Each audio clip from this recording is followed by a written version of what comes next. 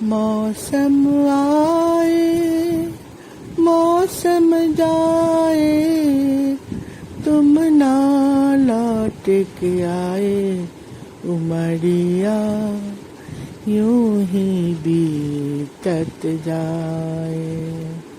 Hello friends, कहाँ कहाँ से गुजर गए कि आज के एपिसोड में मैं बचपन के बहुत यादगार लम्हों के बारे में बात करूंगी।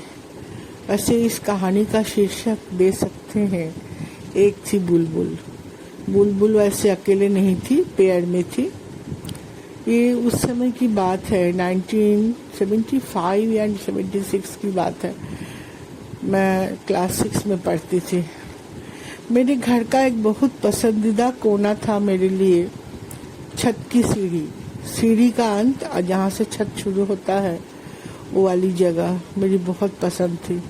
गर्मी के दिनों में जब सब सो जाते थे तो मुझे, जैसा कि होता है बच्चों को तो नींद आती नहीं है, माँ सो गई काम वाम करके, भाई बहन कुछ कुछ कर रहे हैं।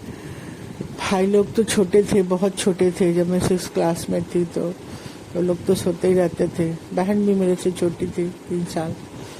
तो मैं अकेले सीढ़ी पे बैठ के कुछ कुछ करती थी, जैसे या तो कुछ किताब देखे या बारिश हो रहा तो वहीं पे बैठ के मैं छत का बारिश देखती थी।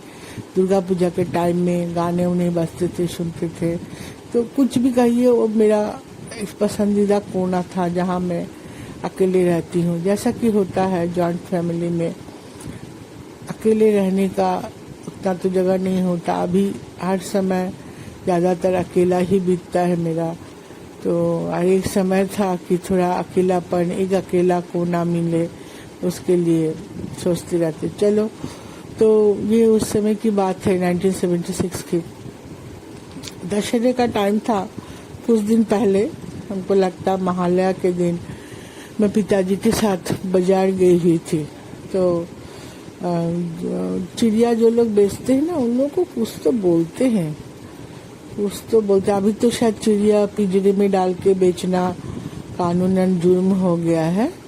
तो ये उस समय तो मैं गई थी पिताजी के साथ मार्केट, तो काठल बगन बाजार। तो वहाँ पे 1-2 बुलबुल एक छोटे से पिंजरे में थी। मैं बहुत जिद करने लगी, पिताजी ना कर रहे थे, बोले माँ डांटेगी, लेकिन मैंने नहीं सुना। मैं उसको लेके आ गई। उसके बाद घर में आई तो माँ तो थोड़ी गुस्सा हुई। मैं बोली, माँ बोली पिंजरे में चिड़िया को बंद नहीं रखना चाहिए, ये लोग उड़ने देना चाहिए। ये लोग अपने वातावरण में रहना ही पसंद करते हैं। ऐसे माँ बहुत कुछ बोली, फिर भी मेरा उसके प्रति चाह देख के माँ चुप हो गए। मेरे भाई बहन भी, भाई लोग, छोटा वाला तो एकदम छोटा था, मेरे ख्याल से 2 साल का था वो। तो वो भी, बड़ा वाला भाई भी छोटा था। वो लोग थोड़ा सबको ही, हम लोग सीढ़ी पे उसको रखा गया था। उसको नीचे भी उतार के लाते थे पिंजरे को, फिर ऊपर रख देते थे। माने मेल फीमेल जोड़ी थी बुलबुल की, बहुत ही सुंदर। उन लोगों की आवाज भी सीटी जैसा धीरे धीरे आवाज करते थे, देखने में बहुत सुंदर थे। जितने सुंदर वो लोग थे कि नहीं थे, अभी मैं उस समय की यादगार को मन में लाऊं, तो यादों को अगर लाऊं तो मुझे बहुत अच्छा लगता था। वो दोनों चिड़िया तो उन लोगों को सीढ़ी पे रखते थे, उन लोगों को खाना देना, दाना देना। माँ ही खैर सब बताती थी कि क्या क्या देना है। फिर उनके छोटा सा गोल सा बर्तन था, उसमें पानी देना।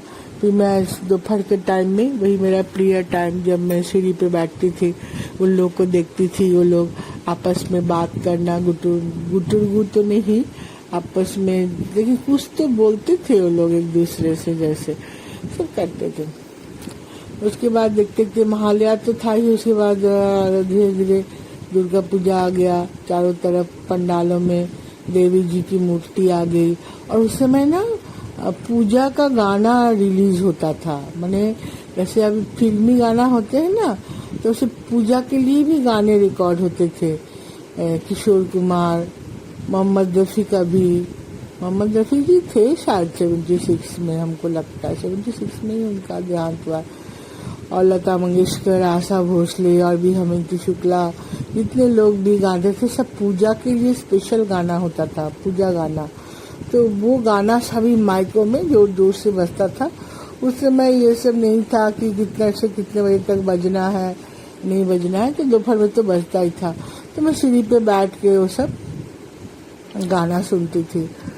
तो ये बात है। ऐसे करके दुर्गा पूजा का षष्ठी, सप्तमी, अष्टमी सब आया।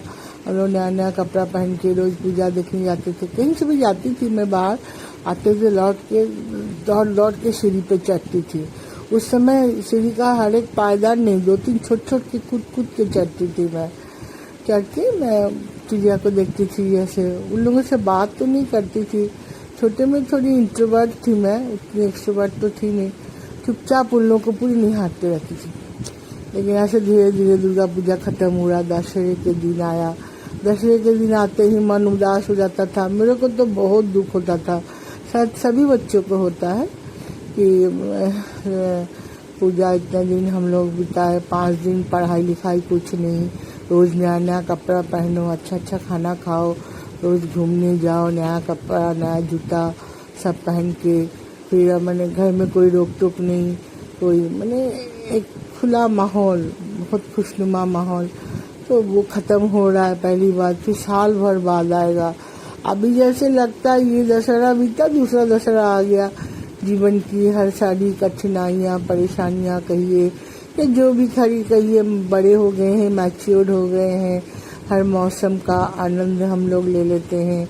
तो जैसे ठंड गई तो ठंड आएगी, अच्छा लगता है। जैसे दुर्गा पूजा का आश्चर्य होता है, उस समय बहुत दुखी होती थी कि और ये फिर आएगा। तो जो भी वो दशहरा का दिन था, मुझे आज भी याद है। हम लोग शाम को फिर गंगा घाट, वहाँ मेरे मायके में जो गंगा घाट था, वहाँ पे विसर्जन देखने गए। तो मेन जो सीढ़ियाँ जहाँ होती है ना, वहाँ तो इतनी भीड़ रहती है, वहाँ आप खड़े नहीं हो सकते। साइड में बहुत जगह, अभी मैं उस घाट पे जाके गई हूँ, अब साइड में भी बन गया है, लेकिन कोई खड़े नहीं हो सकता वहाँ। उस समय ऐसे ढाल टाइप का बना हुआ था, सब लोग वहाँ पे बैठे खड़े सब रहते थे। तब तो उस भीड़ में मैं और मेरी सहेली, मोहल्ले की 2 सहेलियाँ, हम लोग सब गए। और भाई बहन लोग तो मेरे छोटे छोटे थे, तो लोग कोई नहीं गए। माँ किसी को छोड़ी नहीं, मेरे को भी छोड़ना नहीं चाह रही थी, लेकिन मैं जीत करके गई थी। अब पिताजी भी गए थे खैर हमारे साथ। पिताजी भी एक जगह गंगा घाट पे बैठ के देख रहे थे, तो वो शायद हमारी निगरानी भी कर रहे थे। तो हम लोग गए हुए थे कि देखे विसर्जन कैसे भगवान को लाते हैं, फिर 7 बार घुमाते हैं। ट्रक से जैसे आते हैं ना भगवान, उनको उतारते हैं। उनको उतारना भी बहुत मुश्किल होता है, क्योंकि मिट्टी के होते हैं ना, तो उनको पूरा हैंडल विथ केयर जो बोलते हैं, उसी टाइप का पकड़ के 15 जन 20 जन को उतारते हैं। फिर 7 बार घुमाते हैं, फिर धीरे से गंगा में डाल देते हैं। उनको डालना बड़ा दुखदायक होता है। उसे धीरे धीरे पानी के नीचे चली जाती हैं, ऐसा लगता है अपनी सारी खुशियाँ लेके जा रही हैं, ऐसा लगता था तब। अभी तो ऐसा नहीं है, भगवान जाते हैं तो लगता और एक उम्मीद लेके अगले साल आएंगे। तो सब देख के फिर आए यहाँ पे। विजया दशमी के दिन के बाद विजया होता है। विजया माने सब एक दूसरे के यहाँ जाते हैं, छोटे बड़ों के पैर छूते हैं, जेंट्स आपस में गले मिलते हैं, उसको कोलाकुली बोलते हैं। फिर मुंह मीठा करते हैं सब। साल में जो लोग कभी नहीं मिलते हैं, वो लोग विजया का प्रणाम करने जरूर एक दूसरे के यहाँ जाना, मिलने जाना। तो माँ नीमकी माने सलोनी, फिर नारियल का लड्डू, फिर दशहरा के दिन घुगनी, ये सब बनाती थी। तो उसका भी चाव था कि घर दौड़ दौड़ के जाके माँ बाबा का प्रणाम करूँगी, ये सब खाने के लिए भी मिलेगा। घर में बहुत कोई आए भी होंगे, भीड़ भाड़ होगा। मैं आई, आके सीधा जैसे मेरा आदत था, सीधा सीढ़ी चढ़ी ऊपर गई, देखती हूँ जाओ, वो तो मेरे जो बुलबुल हैं उनका तो गेट खुला हुआ है, वो चिड़िया दोनों तो है ही नहीं उसमें। मेरे को तो बहुत दुख हुआ, दुखे कैसे हुआ होगा, कौन खुला होगा। ऐसे करके मैं जो जोर से चिल्लाई, मेरी माँ को बुलाई, माँ ये लोग हैं। तो माँ तो बोली कि माँ भी थोड़ी हैरान थी कि कैसे हुआ, कैसे वो लोग, कौन खोल दिया उन लोगों का गेट, कैसे वो चले गए वो दोनों चिड़िया से। मेरे को तो एकदम बहुत दुख, मैं क्या बताऊं, चिड़िया रखे थे प्यार से चले गए। आज ये मेरे लिए एक दो लाइन की बात है, लेकिन उस समय मुझे जो दुख हुआ था, इस बुलबुल के नाम से ही मेरे सीने में अभी भी वो दर्द महसूस मैं कर रही हूँ। मुझे बहुत दुख हुआ था, छोटी तो थी ही मैं, 6 क्लास में पढ़ती हुई, तो बहुत दुख हुआ, बहुत रोई, बहुत रोई। आज भी ये मिस्ट्री है मेरे पास कि क्या मेरा भाई जो बड़ा वाला भाई 5 साल का था, क्या उसने नादानी में, वो अकेले वैसे छत पे जाता नहीं था, सीढ़ी चढ़ के उसने खोल दिया, या मेरी माँ को लगा कि चिड़िया नहीं रखना चाहिए, जो भी हो, माँ को उतना पसंद नहीं था, लेकिन माँ के चेहरे से ऐसा लग नहीं रहा था कि माँ ने खोल दिया। जो भी हो, वो किसी ने तो किया। और वो छोटी छोटी चिड़िया, वो लोग खुद तो नहीं गेट खोल पाए होंगे, लेकिन कोई तो खोल दिया, वो लोग चले गए। बहुत दुख हुआ। बहुत दिनों तक उन खाली पिंजरों को मैं बैठ के दोपहर में जाती थी और देखती थी, और महसूस करती थी कि अभी भी वो लोग दोनों बैठे हुए हैं। दुनिया में दोस्तों कितने बड़े बड़े दुख होते हैं। मैंने भी अपने जीवन में बहुत बड़ा दुख झेला है। रिसेंटली एक बहुत बड़ा दुख झेली हूँ, लेकिन वो दुख भी मेरा कम नहीं था। आज भी उसको याद करके मेरी आंखें नम हो रही हैं कि बचपन की मेरी वो यादगार बुलबुल जो हमको मेरा साथ छोड़कर चले गए।